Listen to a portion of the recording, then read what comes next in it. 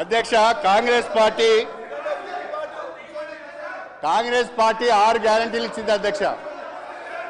Congress party 6 గ్యారెంటీలు ఇచ్చింది. ఆ 6 గ్యారెంటీలలో 13 హామీలు ఉన్నాయి. కాంగ్రెస్ పార్టీ ఎన్నికల మేనిఫెస్టోలో అనేక హామీలు ఉన్నాయి. డిక్లరేషన్స్లో అనేక హామీలు ఉన్నాయి. అందులో అధ్యక్ష మన ఫైనాన్స్ మినిస్టర్ గారు మహాలక్ష్మి, రైతు భరోసా, ఇందిరమ్మ ఇండ్లు, చేయూత, యువ వికాసం ఈ 5 గ్యారెంటీలకు గాను 53,196 కోట్ల రూపాయలు దీంట్లో కేటాయించారు అధ్యక్ష.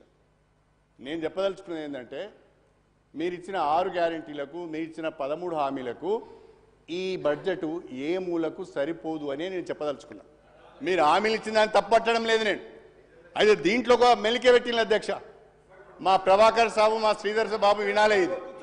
అరే నీకు తెలియదే, కూర్చో, నేను చెప్పేది విని రాదు. మా ప్రభాకర్ బాబు, పని మా ప్రభాకర్ గారు, మా సోదరులు శ్రీధర్ బాబు గారు ఒక్కసారి నేను మీరు ఇచ్చిందే చదువుతున్నా, వేరే చదువుతలేదు. ఆగరాదే, ఎందుకు తొందరపడుతున్నావు సార్? ఆగుతామే, సత్యం ఆగురా. ఈ బడ్జెట్లో అధ్యక్ష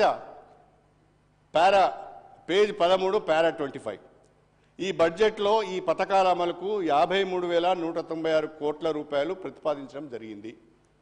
ఈ కేటాయింపు ఒక ప్రాథమిక అంచనా ప్రకారం మాత్రమే చేయడం జరిగింది. హామీలకు సంబంధించిన విధి విధానాలను రూపొందించే పని ఇంకా కొనసాగుతున్నందున అది పూర్తయిన వెంటనే అమలుకు అవసరమైన పూర్తి నిధులు కేటాయిస్తాం.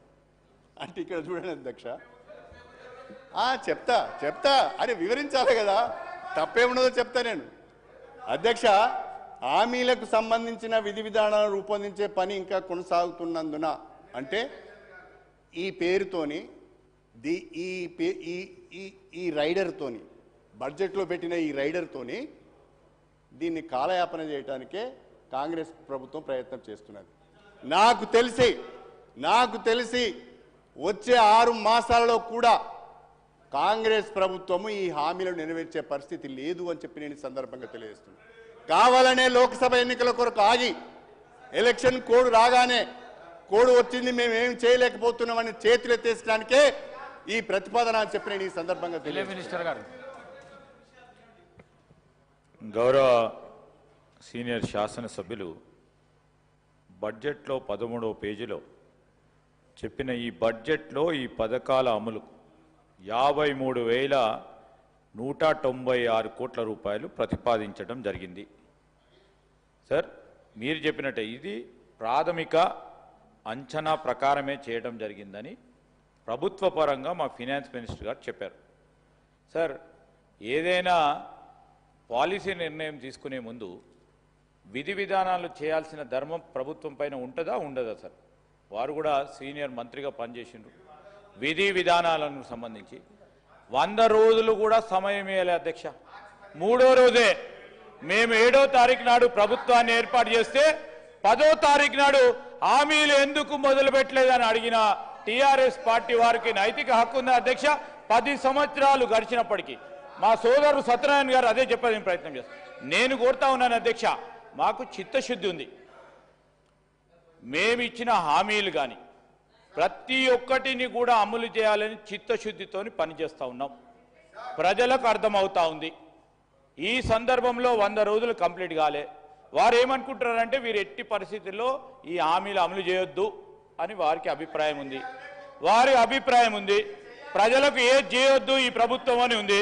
కనాలో డబ్బులు లేనట్టి పరిస్థితి వారు తీసుకొచ్చినప్పటికీ ఈరోజు మేము చెప్తా ఉన్నాం, ఆర్థిక క్రమశిక్షణ తీసుకొచ్చి ప్రతి ఒక్క హామీని అమలు చేస్తాం. మేము ఏదో ఎన్నికలు వస్తున్నాయని కాదు, ఎన్నికల రాకముందే డిసెంబర్ మాసంలోనే 13 అంశాల్లో 2 ప్రధానమైన హామీలను నిలబెట్టుకున్నాం. ఇంకా 2 హామీలను కూడా మొన్న గవర్నర్ గారి స్పీచ్ ముఖ్యమంత్రి గారు స్పష్టంగా చెప్పడం జరిగింది. ఈ రోజు నుంచి మేము ఈ 2 హామీలను కూడా చేస్తా ఉన్నాం. అంటే ఇంకెన్ని మిగిలి ఉన్నాయి అధ్యక్ష? ఇంకా 9 గ్యారెంటీలో 9 అంశాలు ఉన్నాయి. ఆ 9 అంశాలను విధి విధానాలను కూడా తయారు చేయాల్సిన ప్రధానమైన బాధ్యత ప్రభుత్వ పరంగా ఉంటుంది అధ్యక్ష. వారికి కూడా తెలుసు. కానీ ఈరోజు రాష్ట్ర ప్రజలకు భయభ్రాంతులను చేయాలి, ఈరోజు అనుమానాలు సృష్టించాలి అనే ఒక దృక్పథంతో పోతా ఉన్న సందర్భంలో మేము చెప్తా ఉన్నాం రాష్ట్ర ప్రజలకి, మేము ఖచ్చితంగా మేము ఇచ్చిన 6 గ్యారెంటీలతో పాటు ఇంకా మేనిఫెస్టోలో చెప్పిన ప్రతి ఒక్క అంశాన్ని ఒక ప్రణాళికాబద్ధంగా తప్పకుండా అమలు చేస్తాం. ఎవరికి అపోహలు వద్దని, ప్రత్యేకంగా టీఆర్ఎస్ పార్టీకి సంబంధించిన మా గౌరవ శాసనసభ్యులకు అపోహలు ఉండొద్దని మేము కోరుతా ఉన్నాం. శ్రీహరి గారు,